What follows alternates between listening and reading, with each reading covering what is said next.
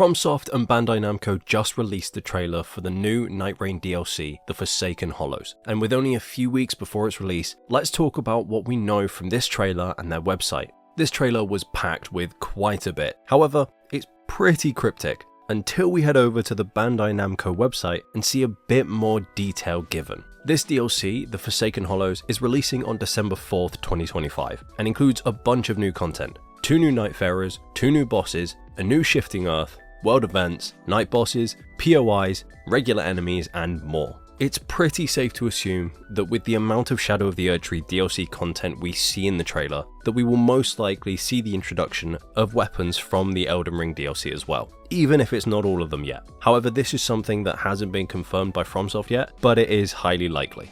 The 2 new Nightfarers are called the Scholar and the Undertaker. The first Nightfarer we see is the Undertaker, who starts with a mace, which by the looks of it would be classed as a great hammer, judging by the size, most likely making this their preferred weapon. The ability shown is interesting. It seems to be some form of retaliation ability. They activate the ability, giving them an aura around them, and then after dodging the grab attack, which could be an automatic dodge from the ability, they retaliate with their own high impact attack that is able to micro stagger enemies. Whether this is their alt art or not is very unclear at the moment. However, the way it was activated and the way it works kind of makes sense that it would be the ultimate. Supposedly, they are a strength and faith-based character, with a focus on improved dodging and potentially even some form of teleportation abilities. The second Nightfarer is the Scholar, who carries a cane sword as their base weapon, meaning their preferred weapon is most likely thrusting swords. The ability we see them use is very likely to be their alt art. This ability appears to link every enemy it hits together, causing them all to take damage simultaneously, which will definitely be a big advantage in boss fights where there are either multiple bosses or even just large groups of adds. The Scholar is supposedly an arcane and int scaling character,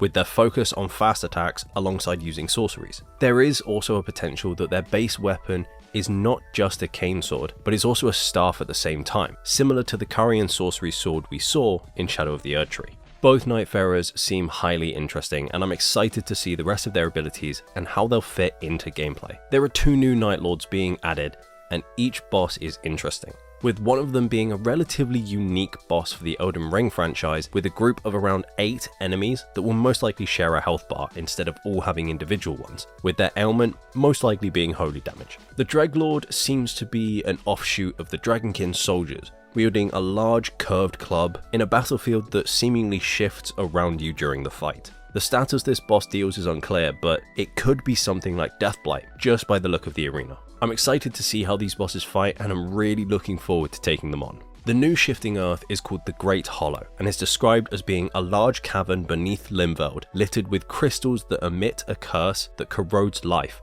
alongside towers of divinity, with strange ruins and temples left by the old folk. The crystals sound as if they'll build up a curse on players when in close proximity to them, similar to something like Deathblight, with the towers of divinity possibly being locations where we can cleanse ourselves of this curse. The Shifting Earth itself appears as if it might not actually replace a large area of the map similar to what we see with the current ones, and instead will be a separate POI which flows underneath the already existing map. The bosses we can expect to see here, as well as the buff or item gained, are still obviously unknown, but what I can gather from the trailer is we can see an Iron Eye facing off against the Firekeeper in what looks to be the Great Hollow, leading me to suspect that whoever the main boss is in this area will be someone from Shadow of the Erdtree. Who this might be obviously isn't known yet. However, I would theorize that this boss could be the Dancing Lion, as the boss itself in the trailer has its own arena, which is extremely rare for any night boss to have, unless this arena ends up being a space reserved for the Day 2 boss within the Great Hollow Shifting Earth.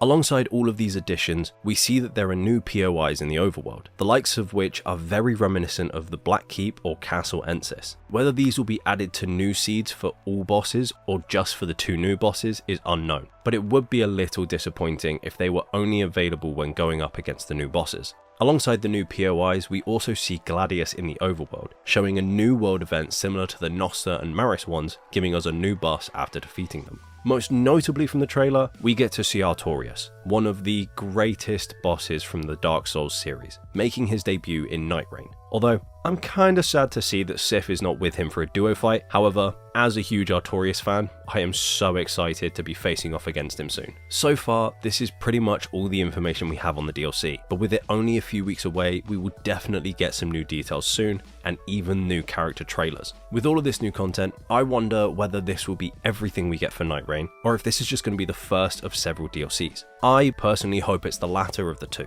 as it seems like a smaller amount of content than a lot of us were expecting to see. My hope is that there will be more DLCs released for this game, with a new map, new Nightfarers, and even more bosses. However, I'm gonna leave that discussion for another video. With everything revealed in the trailer for Forsaken Hollow, what are you most excited for? And what do you want to see that might not have been shown or mentioned so far? Leave a comment down below letting me know your thoughts. Anyways, with all that said, thank you so much for watching the video, and I hope you enjoyed this dive into the trailer. As always, make sure to leave a like and subscribe for more gaming content and more content surrounding Elden Ring Nightreign. Thank you once again for watching, and I'll see you in the next one.